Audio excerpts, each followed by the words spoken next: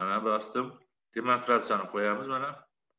Mana birinchisi mana bu qanaqa ko'ramiz. Mana birinchi mana chiqdimi hammaga? Hammaga chiqdimi? Mana shu masala ko'rgan narsa. Yozgan narsa. Chiqdi domla chiqdi. Ha, bugungi darsimizda asosiy mavzusi hamma ovozini baland qilib qo'ydim mana sizlarga atilabdan keyin sizlar eshitinglar deb. Sizlar ovoz pasagan demanglar. Ovozini baland qilib qo'ydim. Mana bitta anaqa chiqib ketyapti. Mana ovozi eng balanda turibdi hozir. Mana buni ovozni yuqori chiqib qo'yaman anaqasi. Mana turib shunday mana shu katta ekran bo'lishi shart emas. Bugungi darsimizning mavzusi elastik jism nuqtalaridagi ko'chishlarni aniqlash uchun energetik usullardan foydalanish. Demak, jismga tashqaridan kuch qo'yilsa, albatta u nima qiladi? Ma'lum bir ko'chishga ega bo'ladi. Ko'chish natijasida deformatsiya hosil bo'ladi deganman. Deformatsiya ikki xil bo'lar ekan, chiziqli va burchakli deganman. Chiziqli deformatsiya jarayonida jismning chiziqli o'lchamlari o'zgaradi. Ya'ni bo'yi, eni, balandligi o'zgaradi. Lineyka bilan, o'sha chizg'ich bilan o'lchash mumkin bo'lgan o'lchamlar chiziqli o'lchamlar deyiladi. Shuning uchun chiziqli deformatsiya deyiladi. Shuni esdan chiqarmaydi. Burchakli deformatsiyalarda nima ekan? Avvaldan masalan 90 gradus bo'lgan, to'g'ri bo'lgan burchak o'tkir yo o'tmasga aylanib qolar ekan. Mana bu nima ekan? Bu o'zi burchakli deformatsiya ekan. Albatta bular nima hosil, mana hozir ko'chishdan ekan. Endi ko'chishni topish masalasi kun tartibida turar ekan. Nima uchun ko'chishni topish kun tartibida turibdi? Shunaqangi mexanika fanimizni shunaqangi masalalari bor ekanki, ularni yechishda albatta ko'chishni topish kerak bo'lar ekan. Bular qanaqa masalasi? Masalan, zarba nazariyasi, teoriya udara burchasiga albatta ko'chishni bilish kerak ekan. Ko'chishni bilmasdan turib, bu zarba nazariyasini o'rganish mumkin emas ekan, tahlil qilish mumkin emas ekan. Ikkinchisi mana bu statik noaniq sterillar sistemasi bor. Fazoviy, tekisdan o'tamiz. Ana shularni yetishda kuch usul degan usul bor. Ana bu usulda ham nima ekan? Ko'chishlarni topish kerak bo'ladi. Demak, men aytmoqchimanki, ko'chishga asoslangan ko'chishga aniqlash bilan bajariladigan bir nechta xil masalalar bor ekan. Ana shularni o'rganishda nima ekan? O'rganishda ko'chishni topish asosiy rol o'ynaydigan. Shuning uchun ko'chishni topish kerak ekan. Ko'chishni topishning eng asosiy usullaridan bittasi bu energetik usullar ekan. Ya'ni nima ekan? Energiyaga asoslangan. Sizlar bilasizlar, materialga tashqaridan kuch qo'yilsa, u demak shakli va hajmi o'zgaradi. Va unda qandaydir nima energiya yig'iladi. Energiya ikki xil bor, potensial va kinetik energiya bor. Kuchlar sekin qo'yilsa, asta-sekin qo'yilsa, bu kinetik energiya nolga teng bo'ladi. Chunki kinetik energiya nima degan so'z? mv kvadrat taqsim m massalari v tezligi shu nuqtalarini shuni kvadrat taqsim ekan. Shuning uchun 0 bo'lsa, kichik bo'lsa 0 deymizda, ana asosan nima ekan? Potensial energiyaga asoslangan ekan. Ana shu potensial energiyani aniqlash har bir holat uchun ko'rib chiqilgan va aniqlangan. Cho'zilish uchun alohida, egilish uchun, siljish uchun, buralish uchun yoki birdaniga hamma kuchlar ta'sir qilgan paytda ham nima ekan? Ana shu potensial energiyani aniqlash mumkin ekan. Buni formulalari bor, uni men sizlarga ko'rsataman. Mana endi demak bugungi darsimizning birinchisi mana bitta ko'ryapsizlar, mana men bosaman hozir mana qas chiqadi. Birinchisi demak bu Castellano teoremasi deyilar ekan. Mana hozir yigit qabul qo'yaylik, mana yozib qo'yaylik. Castellano teoremasi. Bu teorema asosiy teorema ekan. Fanimizning asosiy teoremasi ekan. Chunki Castellano teoremasi orqali nima qilar ekan? Ko'chishlar orqali. Mana hozir joyi ikkinchi anaqa qaytib kelaman hozir. Ikkinchi rasmga qaytib kelaman mana. Mana ham qaranglar. Mana jism berilgan. Jismga demak kuchlar tashishlar sistemasi ta'sir qilyapti. Kuchlar qo'yilgandan keyin bu nima qilinadi? Bu albatta o'zini shakli va hajmini o'zgartirib, har bir nuqtasi ma'lum bir ko'chishga ega bo'ladi. Shu aytadiki, mana shu shunda hosil bo'layotgan, demak, mana shu kuchlar ta'sirida jismda hosil bo'layotgan potensial energiyani u harfi bilan berar ekan. Mana ko'ringlar, u harfi bilan berar ekan. Bu katta va kichkina bitta narsani u harfi bilan berar ekan. Mana u nimaga bog'liq ekan? Mana P1, P2 va P kuchlarga bog'liq ekan. Demak, mana bu kuchlarning kesishuv orqali nimaga olib kelish mumkin? 6 kuchga olib kelish mumkin. 6 kuchdan hosil bo'layotgan potensial energiyani topish mumkin ekan. Shunday aytar ekanki, ana shu jismda to'planayotgan to'liq potensial energiya bo'lgan mana bu P1 kuch bo'yicha olingan xususiy hosila, chunki potensial energiya har bittasining funksiyasi bo'ladi. Funksiya qanaqa ekan? Ko'p o'zgarishli funksiya bo'lar ekan. P1 ga ham bog'liq ekan, P2 ga ham, Pn ga ham bog'liq ekan. Shuning uchun nt ga shundan olingan xususiy hosila P1 dan olingan xususiy hosila. Demak, ana shu P1 kuch qo'yilgan nuqtani P1 ko'chish yo'nalishdagi, P1 kuch yo'nalishdagi ko'chishiga teng bo'lar ekan deltaga. Ana shunga nima delar ekan? Castellano teoremasi deyilar ekan. Shuni esdan chiqarmaylar. Castellano teoremasi delar ekan, kuch qo'yilgan nuqtaning, mana nuqtaning kuch yo'nalishdagi umumiy ko'chishi jismda to'planuvchi to'liq potensial energiyadan shu kuch bo'yicha olingan xususiy hosilaga teng ekan. Ana bu Castellano teorema, bu asosiy teorema ekan. Agar elastik bo'lmasa jism, mana bu teorema o'z o'rnini saqlay olmaydi, bu noto'g'ri bo'ladi. Bu faqatgina elastiklik chegarasida jismdagi holat o'sha elastiklik xususiyatini to'liq qanoatlantirsa, mana shu teorema o'zi o'rnini bo'lar ekan. Demak, Castellano teoremasi ekan, energetik nazariyaning birinchi asosiy teoremasi ekan. Teoremani bilasizlar, teorema nima qilinishi kerak? Isbotlanishi kerak. Mana bu yerda isbotini yozib qo'yibdi. Men sizlarga isbotini so'ramayman, ham sizlarga kerak emas ham. Mana ikkinchi isbotini ko'rsatyapti mana. Oldin nima qilar ekan? Mana bu nuqtaga qaranglar, mana bu nuqtaga oldin P1 kuchni qo'yar ekan. Potensial energiyani hisoblab olar ekan. Keyin shu P1 ga nima qilar ekan? Delta Pn kuch qo'yar ekan, mana delta Pn. Ko'rdinglarmi? Orttirma berar ekan. Orttirma bergandan keyin bu nima o'zgaradi albatta. Keyin nima qilar ekan? Oldin Pn ni qo'yar ekan, delta Pn, keyin P ni qo'yar ekan. Ikkita holatda ham bilasizlar, elastiklik chegarasida kuchlar ta'sirining o'zaro bog'liqmaslik prinsipi bor. Ana shu prinsipga asoslanib topsa, mana o'rniga kelib chiqar ekan. Ko'rdinglarmi? P1 mana delta N nima ekan? P1 P kuch qo'yilgan nuqtadagi ko'chish ekan mana. Ana buni yozib qo'yibdi. Ana shu demak bu teorema ko'chishlarni aniqlashni nimasi ekan? Birinchi asosiy teoremasi ekan. Bu teoremani demak birinchi, demak eng nima deymiz, afzalligi nima ekan? Bu teorema orqali energetik nazariyadagi ko'chishni topish mumkin ekan. Mana bu uni afzalligi. Lekin uning kamchiligi ham bor ekan. Mana ikkinchi chizmaga murojaat qiling. Kamchiligi qanaqa ekan kamchiligi? Mana bu nuqtadan ko'chishni topmoqchi mana bu. Bu hech qanaqa kuch qo'yilmagan, tashqi kuch qo'yilmagan. Bu kuch mana shu nuqtadan ko'chishini Castellano teoremasi orqali aniqlamadim. Qanaqa nimadan hosil olaman bu topish uchun? Kuch yo'q bo'lsa. Demak, bu teoremani juda katta kamchiligi bor. Bu ham bo'lsa nima ekan? Jism istalgan nuqtasini joylash ko'chishini topishning imkoniyatini bermas ekan. Lekin shunga qaramasdan bu teorema nima ekan? Energetik nazariyaning asosi hisoblanar ekan va biz undan juda ham unumli va oqilona foydalanishimiz kerak bo'lar ekan. Demak, Castellano teoremasi nima degan bitta qaytaraman, yaxshilab eshitib olinglar. Elastik jismga qo'yilgan birorta kuch bo'yicha olingan xususiy hosila shu kuch qo'yilgan nuqtaning, qaranglar, shu kuch qo'yilgan nuqtaning shu kuch yo'nalishi bo'yicha ko'chishiga teng ekan. Ikki marta shu so'zni ishlatyapman. Shu kuch qo'yilgan nuqtaning shu kuch yo'nalishi bo'yicha ko'chishiga teng ekan. Albatta, shu degan so'zni ikki marta ishlatish bu teoremani qo'llash doirasini kamaytirar ekan, chegaralar ekan. Ana shu so'zlarni olib tashlash degan ma'noni bormikin degan savol tug'ilgan ekan. Albatta bu savolni topishgan ekan. Biz ham o'tamiz hozir. Demak, mana shuni birinchi shuni egallab olaylik anaqani. Mana bitta patsiyent degan topish formulasini yozib qo'yibdi. Mana bu yerda demak, mana endi qaranglar. Mana shuni yozyapti endi mana. Castellano teoremasini isbotladi mana. Balki egilishda deformatsiyasining potensial energiyasidan biror to'plangan kuch bo'yicha olingan xususiy hosilasi, ko'rdinglar, biror kuch bo'yicha. Egilishda nima? Egilishda albatta jismga kuch qanaqa qo'yiladi? Balkiga perpendikulyar qo'yiladi. Shu nima to'plangan kuch qo'yilgan kesimini salqinlikka teng. Salqinlik vertikal pastga ko'chishi.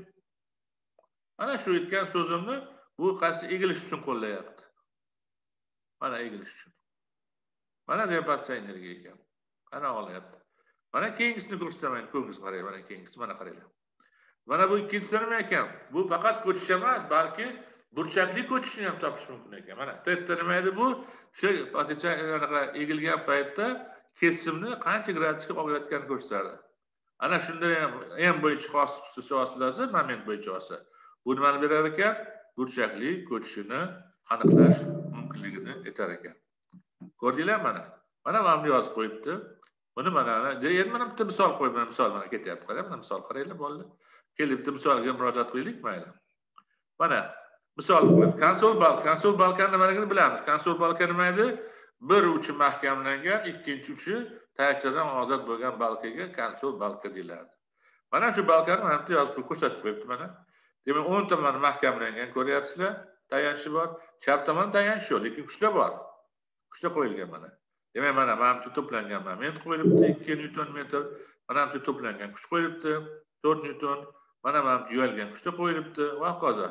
Ana shuni endi nima qilmoqchi? Ana shu aniqtasini, mana shu aniqtasini ko'chishni topmoqchi.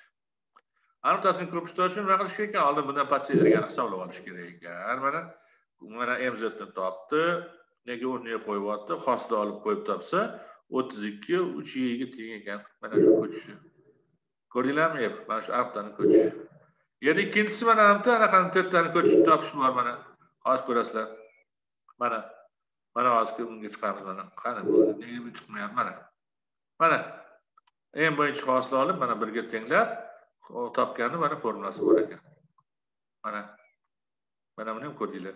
Mana endi mana bu mor integralga keyin kelamiz mana. Ko'rdinglar, mana buni yozib oldik. Demak, ko'chishni ham topish mumkin ekan.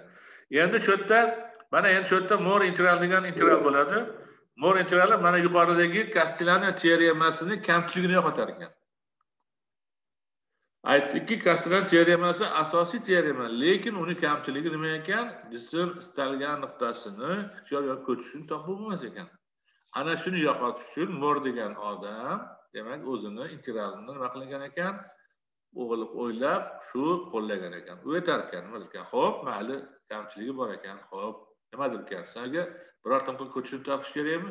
Ana shu ko'chishi topilishi kerak bo'lgan nuqtaga ko'chish yo'nalish bo'yicha xayoliy fiktiv kuch qo'yar ekan. F kuchini xayoliy qo'ygandan keyin patsient yerga hisoblar ekan. O'zi kuchi yo'q, xayolda qo'yyapmiz. Demak, o'zi potensial nima qilamiz? Ana endi biz Castellani teoremasidan foydalanishimiz kerak. Mumkin ekan. Chunki F kuchini qo'ydik-ku. Ko'chish topish kerak bo'lgan nuqtaga. Demak, shu patsiyentga F bo'yicha hosil olaman. Chunki Castellani teoremasi shunaqa deydi.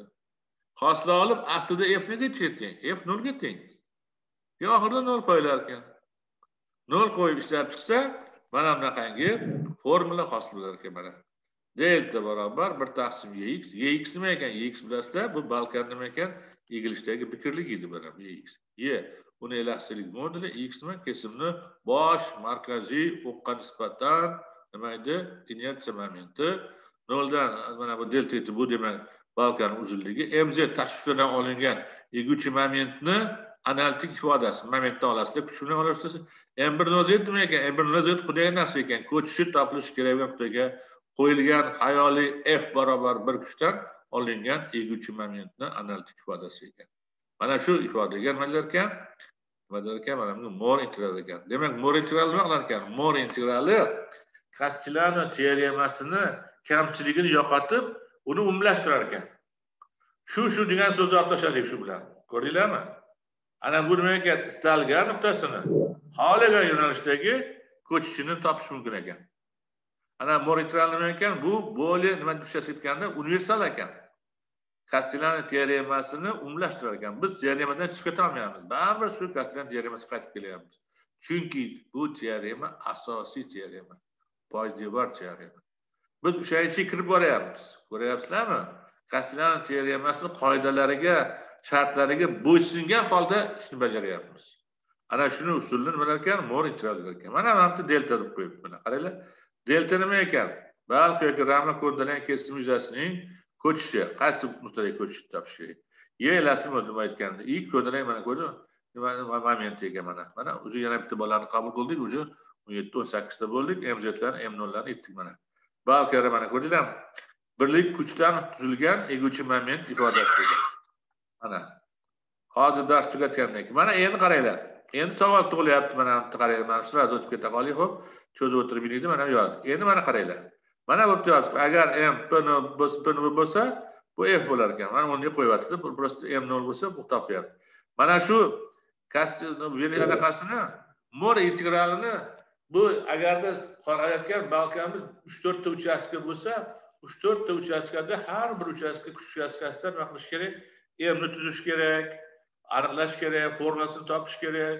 integralga qo'yib yetib chiqish kerak. Bu ancha nima qilar ekan, matematik qiyinchilik tug'dirar ekan. Ana shu matematik qiyinchilikni yo'qotish uchun, demak, ikkinchi kurs talabasi, sizlarga o'xshagan ikkinchi kurs talabasi bo'lgan Vereshchagin nima qilgan ekan? Ana shu integralni hisoblashni grafoanalitik usulni ishlab chiqqan ekan. Ana shuning uchun bu usulni Vereshchagin usuli bilan Vereshchagin ko'rasizlar, mana bu latincha yozilgan Vereshchagin usuli deyiladi ekan. Mana. Bu Mohr integral nima ekan? Nechinchi yil ekan? 1924-yilda bu men adashmasam Sankt-Peterburg universitetini o'quvchisi bo'lgan, studenti bo'lgan. Mana sizlarga o'xshagan student bo'lgan, topgan. U nima qilgan? U ana shu integralni, mana bu integralni, mana bu integralni shuni analitik usulda mana anaqaga o'tkazib, grafoanalitik usulda hisoblashga olib kelgan ekan. Men sizlarga buni qanaqa o'tirmayman, oxirgi natijasini aytaman. Mana oxirgi natijasi mana bu yerda bor. Mana formulasi. Ana shu integralni mana bunga olib ketdi.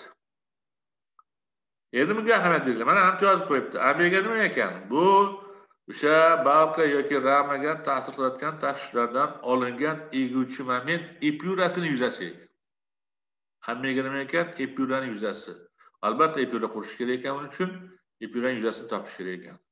Endi qurayotgan paytda nima bo'ladi? Bilasizlar, yuzalar har xil bo'lishi mumkin. Eng oddiysi bu to'rtburchak, uchburchak va doira. U bilasizlar, og'irlik buni yuzasini topishni bilasizlar. Murakkab shaklni nima qilish mumkin?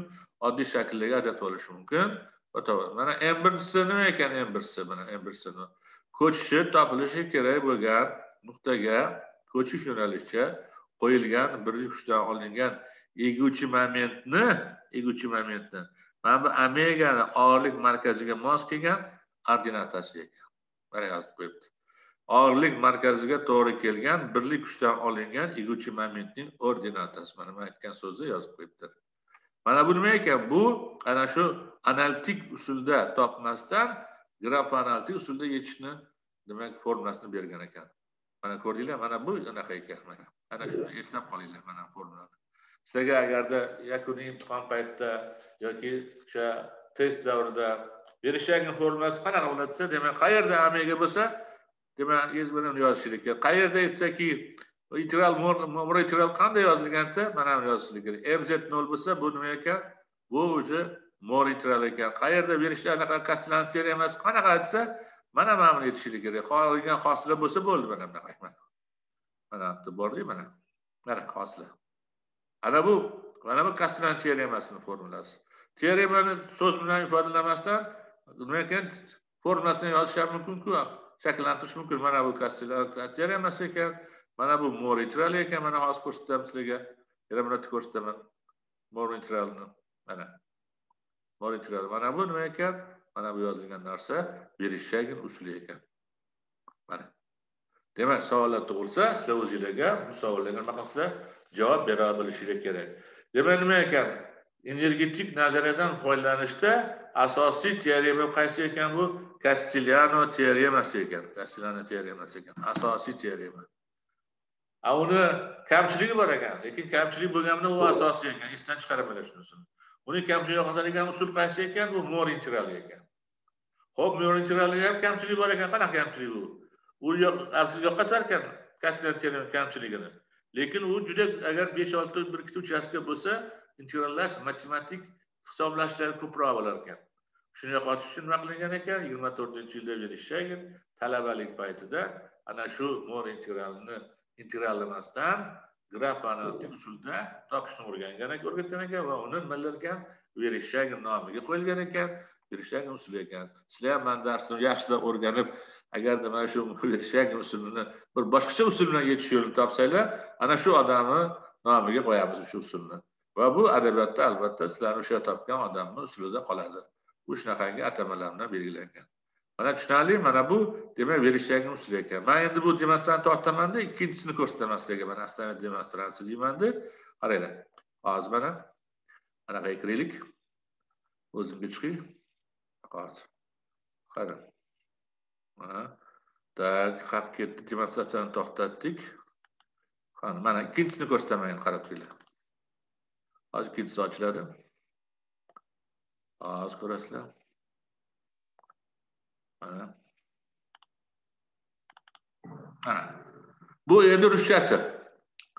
Mana mor integralni topish usulini yaxshi ko'rsatyapti. Mana boya integral mana. Boyagi integralni o'zginasi. Ko'rdinglar mor integralni mana. Mana mor integral turibdi mana. Ko'rdinglar mana.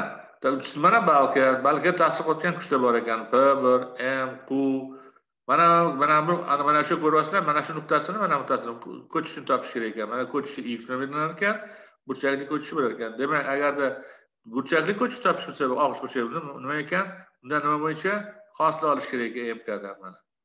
Mana shu formula integral mana yozib qo'yibdi, mana ko'ringlar. Mana endi cho'zilish tegisini mana qarang, cho'zilish qilish tegisi mana qaranglar. Cho'zilishni ham topish mumkin ekan mor integral orqali. Mana bu yerda ham yozib qo'yibdi, mana ko'rdinglarmi? N K Y F. N tashqi kuchlar, K demak qo'yilgan nuqtasi ekan, Y F bu cho'zilish biqirlik ekan. Mana bu yerda nima edi? Mana o'qinglar, vaqtimiz kamayib qolibdi o'zi mana. Ko'rdinglar, takror shunga mo'ljalagandim mana sizlarga. Mana endi qaranglar, mana demak mana mor integralni ko'rdinglarmi qanaqa bo'lishini. Mana ikkinchisini yozib qo'yibdi, mana qanaqa topganligini hammasini. Mana endi buni ko'rish mumkin edi, endi mayli bir marta ko'rsatdim sizlarga. Ko'rib olinglar mana verishgan usulga keldik mana. Endi shu mor integralni topishni verishgan usuli mana. Mana yozib qo'yibdi, qaranglar. Omega K yozib qo'yibdi. Площадь взятая с грузовой эпюры.